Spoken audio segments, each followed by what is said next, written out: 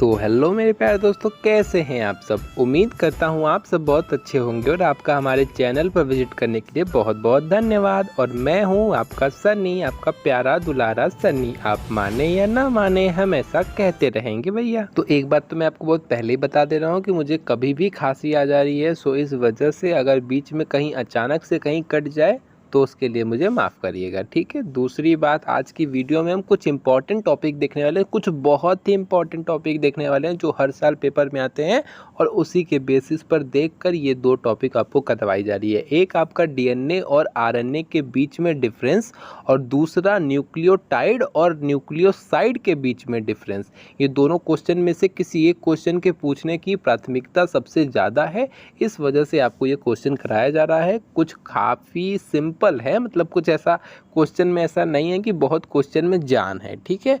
तो आइए स्टार्ट करते हैं कि डीएनए और आरएनए के बीच में क्या डिफरेंस होता है। तो सबसे पहले हम इसे ही देखते हैं। उससे पहले हम कुछ नॉर्मल सी चीज़ें जान लेते हैं कि कैसे ये डीएनए और आरएनए आया है। थोड़ी सी उसकी बेसिक को जान लेते हैं। वैसे मुझे पता है आप लोग बहुत टैलेंटेड है, लेकिन फिर भी ज़रा सा जान लीजिए, थोड़ा सा तो टाइम लगेगा। मतलब एक तरीके से आप ना इसे रट जाइए, मतलब ऐसा मत कि रटत जाइए, मतलब उसको ऐसे अपने अंदर उतार लीजिए। ऐसा लगना चाहिए कि आपको इसके बारे में पूरी कहानी पता है। जैसे एकदम फ्लो में बोलते जाइए, कोई फ्लो में रुकावट ही नहीं आनी चाहिए। एग्जाम्पल के तौर पे कि सेल के अंदर न्यूक्लियस होता है, उस न्यूक्लियस में न्यूक्लिक एसिड पाया जाता है।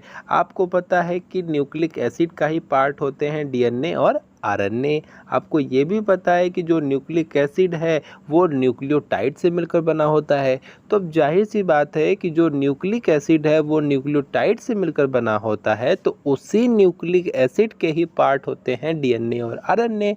तो जाहिर सी बात है कि ये जो डीएनए और आरएनए है ये भी आपके न्यूक्लियोटाइड से ही मिलकर बने होंगे। यही तो सिंपल सी बात है। आप भी समझ गए, हम भी समझ गए। चलिए बाकी हम बाद में समझ लेंगे। आइए पहले हम इसके डिफरेंस को समझते हैं कि डीएनए और आरएनए के बीच में कॉमन सा डिफरेंस क्या है। देखिए हम बहुत ही कॉमन सी बात जानेंगे। ज़्यादा भारी बात हमको आती नहीं है, और हमको आती नहीं है तो आपको कैसे जाएगी। वही बात हो गई कि हमको आती नहीं, आपकी जाती नहीं, तो बस आपको आती नहीं, हमको जाती नहीं। तो इसलिए एक दूसरे की भावनाओं का ख्याल रखते हुए भगवान का नाम लेके आइए स्टार्ट करते हैं। तो देखिए सबसे पहली बार डीएनए और हम ना कह रहे थे कि आज बहुत दिक्कत होगी, कहीं भी कट जाएगा, कोई गारंटी नहीं है। कभी भी खांसी आ जा रही है, हम क्या ही कर सकते हैं। तो देखिए, तो सबसे पहले बात करते हैं डीएनए और आरएनए की। तो डीएनए का जो फुल फॉर्म होता है, यानी कि डीएनए का जो पूरा नाम होता है वो होता है डीऑक्सीराइबोन्यूक्लिक एसिड, ठीक है, डीऑक्सीराइबोन्यूक्लिक एसिड। और जो आरएनए का फुल फॉर्म होता है वो होता है राइबोन्यूक्लिक एसिड, ठीक है।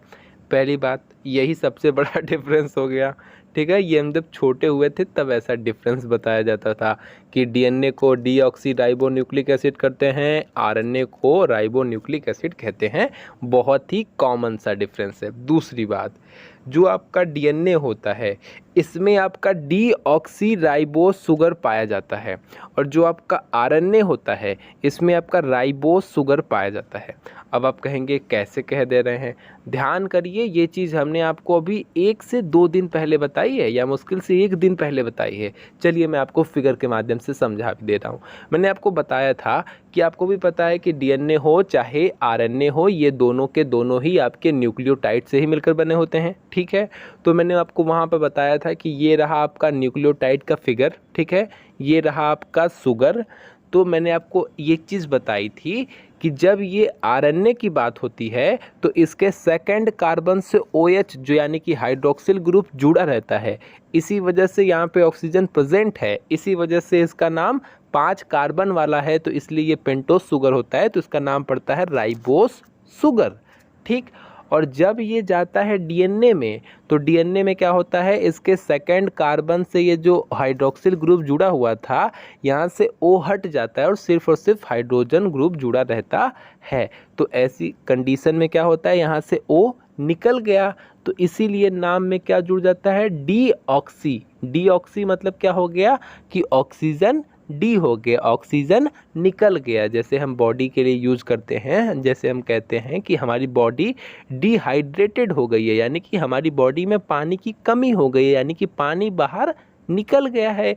वैसे ही डीऑक्सी मतलब ऑक्सीजन बाहर निकल गया है। तो इसी वजह से यहाँ पे जो शुगर का नाम होता है वो होता है डीऑक्सीराइबोस शुगर, और आरएनए में शुगर का नाम होता है राइबोस शुगर।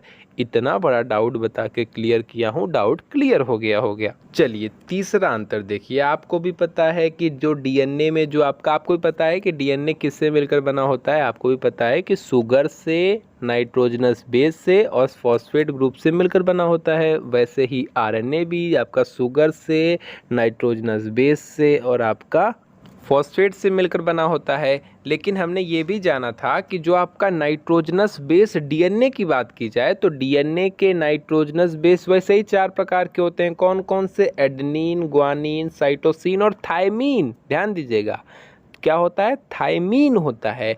और जब बात आएगी आरएनए की तो उसके जो नाइट्रोजनस बेस होते हैं वहाँ पे क्या होता है कि एडेनिन, ग्वानिन, साइटोसिन और यूरेसिल आ जाता है। यानी कि थायमीन की जगह आरएनए में यूरेसिल जुड़ जाता है और डीएनए में थायमीन जुड़ जाता है। यही सिंपल सी बात थी, आपको ये भी समझ में आ गई होगी। तो नाइट्रोजनस बेस से डीएनए में क्या क्या होते हैं? एडेनिन, ग्वानिन, साइटोसिन, थायमीन होते हैं। और आरएनए में क्या क्या होते हैं? एडेनिन, ग्वानिन, साइटोसिन और यूरेसिल होता है। ये भी डाउट क्लियर। चलिए चौथे पॉइंट पे आइए। डीएनए आपका क्या होता है? डबल स्ट्रैंडेड होता है। आपको भी पता है, दिख भी रहा है। जो आरएनए होता है वो क्या होता है? सिंगल स्ट्रैंडेड होता है। डीएनए आपका डबल स्ट्रैंडेड होता है, आरएनए आपका सिंगल स्ट्रैंडेड होता है। फिगर में भी दिख रहा होगा। यानी कि जो आपका डीएनए है वो डबल हेलिकल वाला या हेलिक्स वाला होता है, और जो आपका आरएनए होता है वो सिंगल हेलिक्स वाला होता है। आपको फिगर में दिख रहा होगा। और डाउट क्लियर कर लीजिए, एकदम क्लियर कर लीजिए। याद करेंगे, इस सब चीज़ों को याद करेंगे, मतलब आप ऐसी चीज़ों को याद करेंगे। क्या मजाक करते हैं? ऐसा मजाक मत किया करिए वरना हम चले जाएंगे, ठीक है? बता दे रहे हैं पहले से। आगे सुनिए, जो इसका अगला पॉइंट है वो क्या हो जाएगा कि जो आपका डीएनए होता है वो एक जेनेटिक मटेरियल के रूप में वर्क करता है। जेनेटिक मटेरियल से मतलब क्या? वो आनुवांशिक चीज़ों को एक पीढ़ी से दूसरे पीढ़ी में ले जाने का काम करता है। जो आरएनए होता है वो मैसेंजर के रूप में वर्क करता है। बात समझ रहे हैं? संदेश वाहक होता है। जैसे उसको जिस तरीके की सूचना मिलती है उस हिसाब से वो प्रोटीन का फॉर्मेशन करता है कि हमें इस तरीके की सूचना मिली है तो वो इस तरीके का कार्य करता है। तो इस तरीके से आपको क्या पता चला कि डीएनए आपका जेनेटिक मटेरियल होता है, यानी कि एक पीढ़ी से दूसरे पीढ़ी में लक्षणों को ले जाने का कार्य करता है। जो आपका आरएनए होता है वो आपका मैसेंजर होता है। इतनी बात समझ में आ गई? संदेश वाहक होता है। चलिए बहुत अच्छी बात है, ऐसे ही समझते रहिए। जो आपका डीएनए होता है उसकी जो लाइफ टाइम होती है वो कम होती है ना?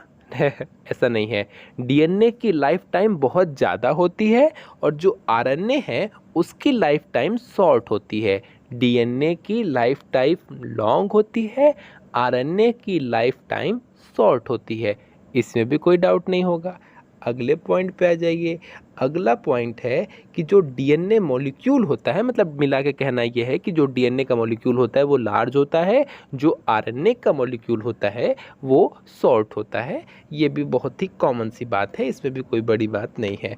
और सबसे मेन और सबसे लास्ट बात कि डीएनए आपका कहाँ पर पाया जाता है? तो सेल के न्यूक्लियस में और माइटोकॉन्ड्रिया में। और बात की जाए आरएनए कहाँ पर पाया जाता है तो वो साइटोप्लाज्म में या कह सकते हैं राइबोसोम में पाया जाता है। इतनी सारी चीज़ें आपको क्लियरिटी दे दी गई है।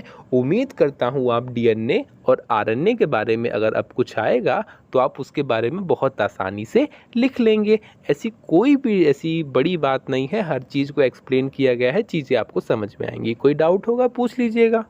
अब हम बात करेंगे किसकी? अब हम बात करेंगे न्यूक्लियोटाइड और न्यूक्लियोसाइड के बीच में क्या बहुत ही छोटा सा डिफरेंस है, वो डिफरेंस बता दीजिए। हम तृप्त हो जाएंगे, हमारी आत्मा भर जाएगी, ठीक है? तो आइए बता दे रहे हैं, आत्मा को तृप्त कर लीजिए। काहे लिए तरसा रहे हैं उसे भी? कल को पेपर में बैठेंगे, पूछेगा आत्मा आपसे कि काहे नहीं पढ़ा था, इतनी छोटी सी तो बात थी, कह भी रहे थे कि न्यूक्लियोटाइड न्यूक्लियोसाइड के बीच में अंतर जान लो। अभी अभी कुछ दिन पहले ही बताया गया था, आरएनए पढ़ाते समय हमने आपको बताया था कि कब न्यूक्लियोसाइड और कब न्यूक्लियोटाइड बनता है। वही सब बतिया यहाँ पे बताई जाएगी, कुछ नया नहीं बताया जाएगा, लेकिन आप लोग समझेंगे ही नहीं। तो आइए हम समझा रहे हैं, एक बार फिर से समझ लीजिएगा। वैसे भी एनर्जी हमारी 7वें आसमान पे चल रही है, तो आपको भी पता है कि ज़्यादा भारी भारी हम बताएंगे नहीं, कहें कि उतना भारी भारी हमें ही नहीं आता है, आपको क्या बताएंगे, जानते ही हैं अंगूठा छाप में नहीं है। देखिए सिंपल सी बात यह है कि जो आपका न्यूक्लियोटाइड होता है वो क्या है, वो न्यूक्लिक एसिड का स्ट्रक्चरल यूनिट है। अब आप कहेंगे ये क्या मतलब हो गया? स्ट्रक्चरल यूनिट इसलिए कहा जा रहा है, वो उसकी संरचनात्मक इकाई है। क्यों है वो भी समझ लीजिए, हम रीज़न के साथ बताएंगे, ऐसे ही नहीं बता दे रहे हैं।